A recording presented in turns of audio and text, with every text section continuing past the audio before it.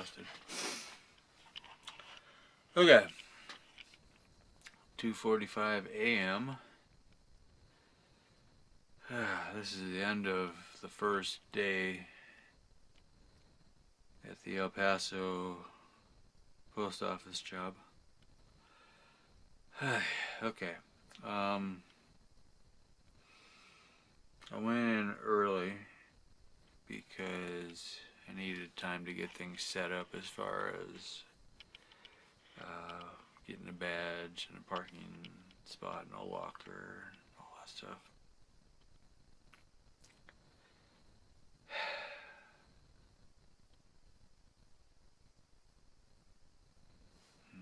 Heater feels good. Okay, so I was supposed to be there at 1, but I wasn't 100% sure I was going to the right place, so got there by around 12 or so, and managed to catch the one lady that could help me. So she got me a badge, and then found out that we did something wrong, so we had to get another one. But seemed like the stuff that we needed to do we couldn't do, so I was there early. I was extra early.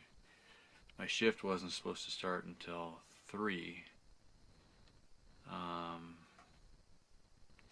So first I got there at 12, talked to the one lady. Okay, come back at 1.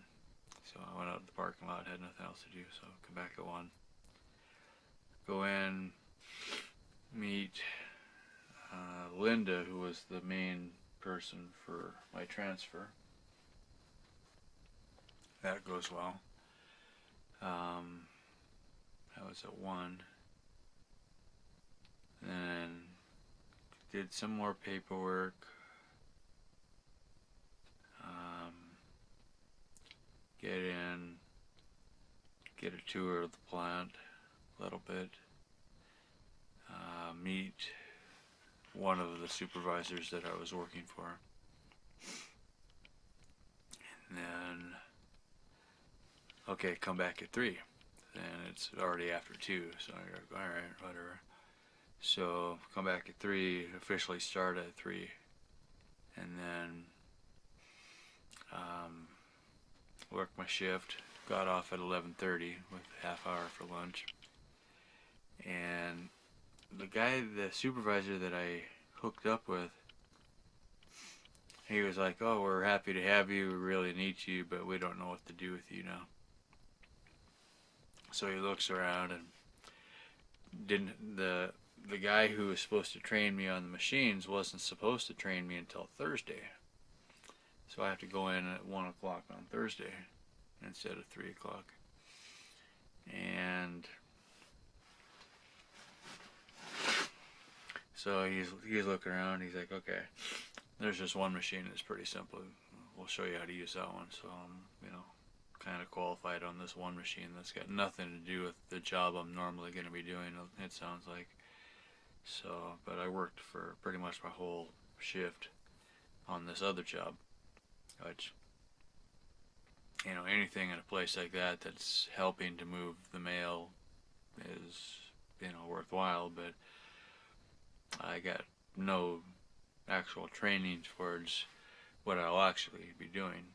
So, but I met some nice people, so whatever, it was okay. So get out of there at 11:30, 11:40. I got to meet another supervisor. Seemed like a really nice guy. We talked for a little while, and then he signed my card, and then I got out of there. And I needed groceries and gas, so I'm going to need to buy gas pretty much every time I go, especially on the motorcycle. It's got enough range to get there and back, and that's about it. So a little bit of margin, but not much. The truck, I think I could go with 3 legs, so there, back, and there on one tank. It's about 100 miles, just about exactly 100 miles one way. So from the post office, I looked up where the nearest Walmart was. This was funny. The Walmart that I went to, which the the first one I went to, I've been to the other one a few times. It's completely different, but this one that I went to tonight, it's a it's the same floor plan as the one I went to in Austin all the time. So you walk in and you're like, okay, that's creepy. You know, there's a couple little differences, but the basic layout is the same. So you know where the pizzas are and where the produce is, and you know where the breakfast bars and you know anything else. It's just okay.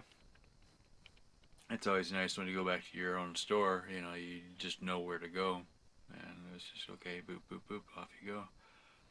Um, Come out. Oh, the gas station at the Walmart was closed, so I was like, all right. Look around. There was a Shell just right down the road, so I hit that, and then U-turn to come out. And then, of course, there was a huge accident on the freeway, so they had to detour you, and you go off the freeway and almost to the Walmart that I had gone to before, same exit, and then you make a loop and come back. And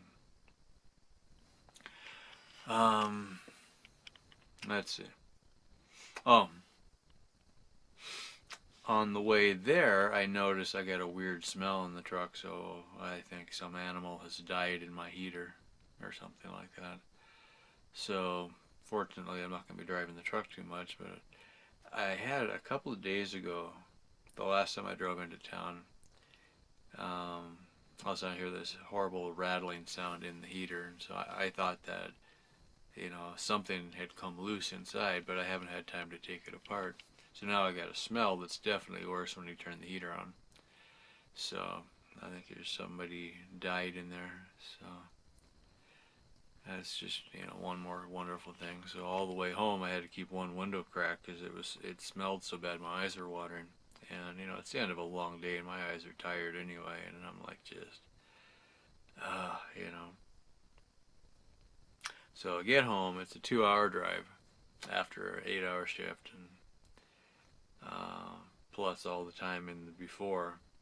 So I get home, grab my groceries and all my stuff and get it up here, open the door, turn on a couple of flashlights, and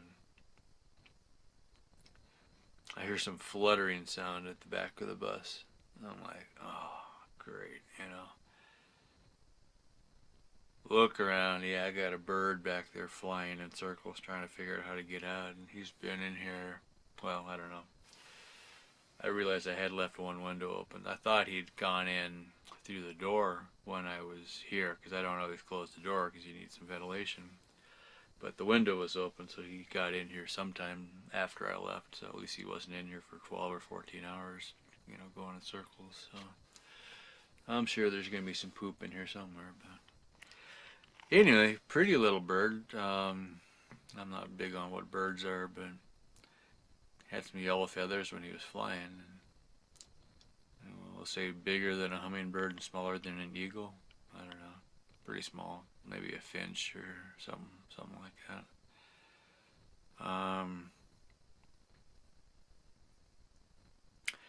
Anywho, so turned on some more flashlights and I walked back and kind of herded him towards the front where the door was.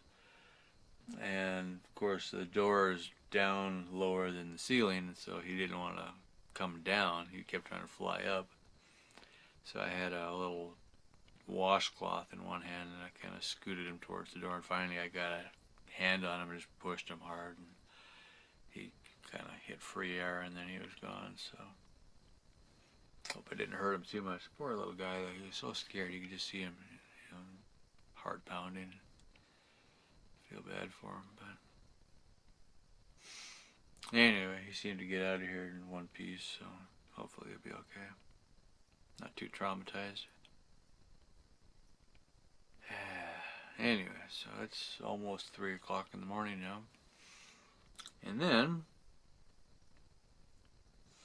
and I honestly don't even remember, but I think it's safety films. I have to be back in there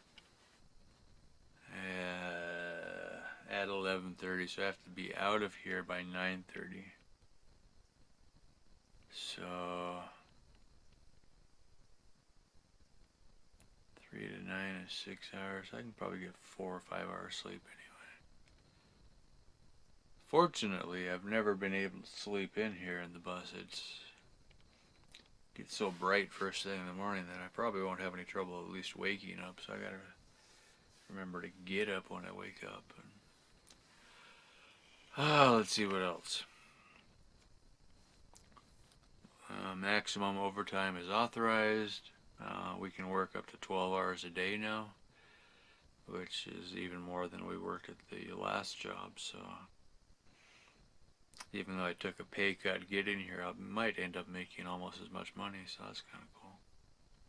And if you work that much, you don't have as much time to spend money, so. Let's see what else. I bought a shower, handheld shower unit, so I'll be able to use that the next time I take a shower.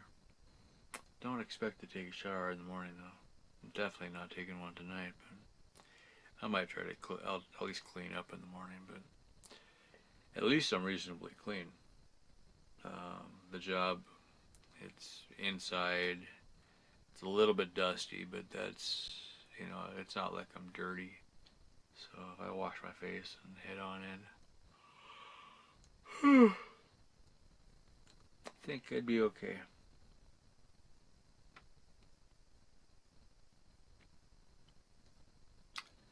Anyway, I was snacking on some trail mix on the way home, so I'm pretty much set for food.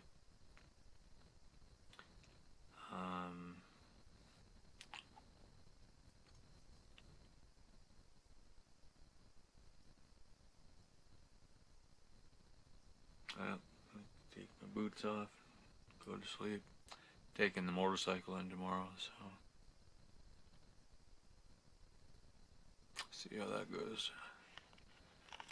Alright, end of that for now.